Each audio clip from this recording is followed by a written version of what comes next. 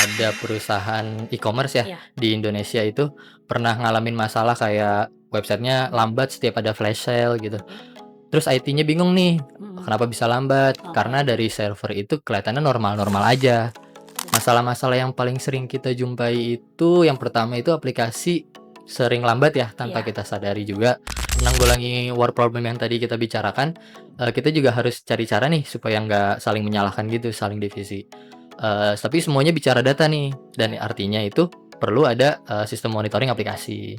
Application performance monitoring mhm. ini bisa memantau aplikasi Java, .NET, PHP, Node.js, dan lain-lain dengan secara detail.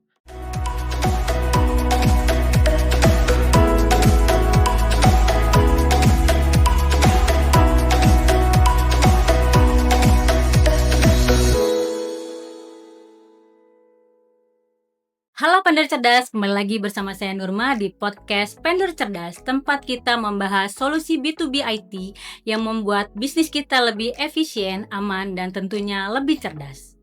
Di episode kita kali ini, kita akan masuk ke sebuah topik yang dekat dengan semua perusahaan digital. Bagaimana memastikan aplikasi bisnis kita selalu berjalan dengan baik. Sekarang kita sudah bersama narasumber kita, Mas Bagas dari PT Daycita Mandiri Monitoring. Halo Mas Bagas, apa kabar Mas? Kabar baik. Halo juga, Mbak. Oke Mas Bagas, kita tahu nih Mas, sekarang semua perusahaan sudah bergantung kepada sistem IT, di mana aplikasi bisnis menjadi jantungnya perusahaan Mas. Bener banget nih Kak Nurma, sekarang itu semua perusahaan ya sudah bergantung sama ketersediaan aplikasi bisnis mereka nih, dan ini beragam juga dari CRM, ERP, bahkan accounting system. Terus ada aplikasi lain juga kayak HR system, baik yang ada di perusahaan, on premise, ataupun di cloud. Oke, seperti Mas.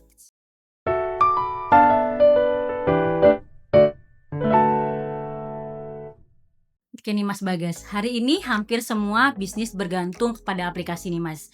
Baik itu ERP, CRM, e-commerce, core banking, hingga aplikasi mobile untuk pelanggan. Lalu Mas, nah kendala apa saja nih Mas yang sering muncul di tim IT kita saat ini Mas? Memang udah banyak sih ya yang menggunakan sistem-sistem kayak gitu. Kita juga bergantung banget nih sama ketersediaan sistem yang ada ya. Ya, Masalah-masalah yang paling sering kita jumpai itu yang pertama itu aplikasi sering lambat ya tanpa iya, kita sadari juga. Yang kedua itu downtime, iya. downtime yang bahkan sedikit aja bisa bikin frustasi gitu. Terus IT team juga yang bisa sulit menemukan root cause-nya atau akar masalah, apakah ini di server, di database atau mungkin di jaringan. Ini biasanya juga disebut kalau kita nyebutnya sih war room problem ya. Ya. Itu kondisi di mana semua tim, semua divisi saling nyalah-nyalahin Hmm. kalau ada aplikasi yang bermasalah gitu sih, Kak. Oke.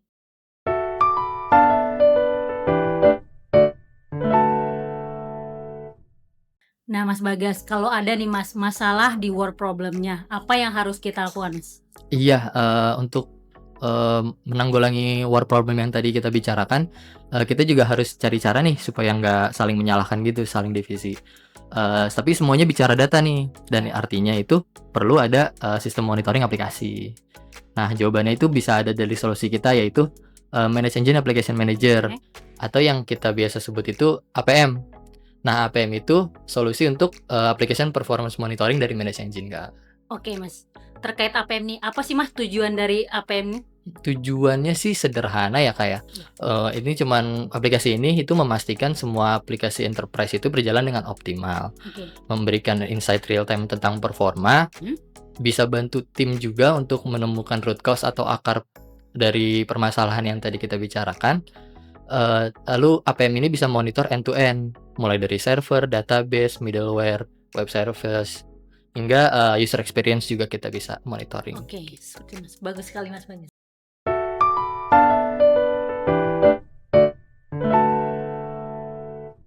Oke, Mas Bagas makin seru nih Mas pembahasan kita terkait APM. Mhm. Fitur-fitur apa aja sih Mas yang ada di APM ini?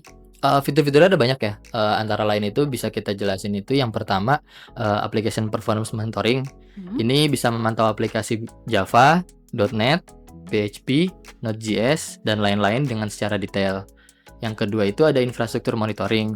Ini kita bisa monitor server fisik, VM, cloud instance, sampai kontainer kayak Docker atau YouTube Kubernetes. Yang ketiga itu ada database monitoring.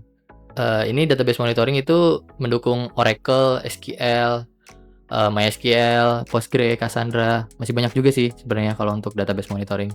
Yang keempat itu ada end user experience monitoring. Ini bisa simulasi akses dari perspektif user. Jadi kita bisa tahu nih dari point of view user, pengguna ini udah benar-benar puas atau belum. Yang kelima itu ada root cause analysis. Misalkan kalau aplikasi lambat, APM bisa ngasih tahu nih akar dari permasalahannya itu apa. Ini apakah ada di query database, ataukah ada di memory server yang tinggi, atau bottleneck, dan lain-lain. Yang terakhir ada alert dan reporting juga. Ini kita bisa notifikasi real time ya, kalau ada penurunan performa. Terus kita juga bisa bikin laporan report SLA yang siap juga untuk manajemen. Wah, banyak sekali ya Mas fitur-fitur dari APM ini.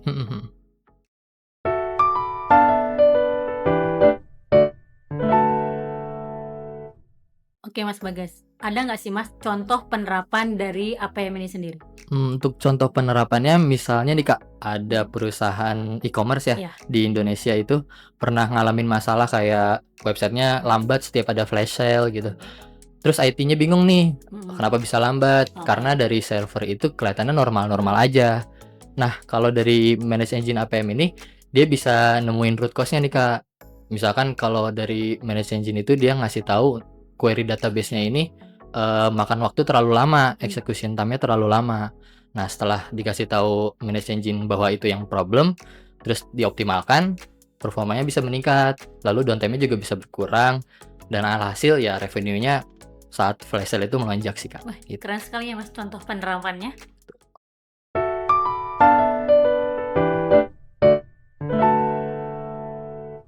Sobat Pendor Cerdas, jadi kita summary ya. Apa sih APM ini?